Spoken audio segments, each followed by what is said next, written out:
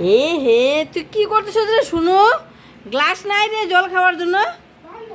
হ্যাঁ, তুই ড্রাম দেখাচ্ছিস জল। কিরে, এই যে নিচে মগটা আছে, ছোট মগটা, ওটা দিয়ে খা। হায় হায়, দেখো কি অবস্থা আমাদের বাড়িতে। ড্রাম শুদ্ধ জল খাইয়া ফেলাইতেছে। এখানে মগ আছে কিন্তু না, মগ দিয়ে না খাইয়া দেখো দেখো। শোনো, দেখো বন্ধুরা, এই যে আমাদের বাড়িতে এই সব পাগল ছাগল থাকে, দেখলে? বাড়িতে গ্লাস বাটি কত কিছু আছে, ওটা দিয়ে খা। না মানে আলসির জন্য যাবে না, এই ড্রাম ভরে মুখের মধ্যে ঢুকাই দিছে।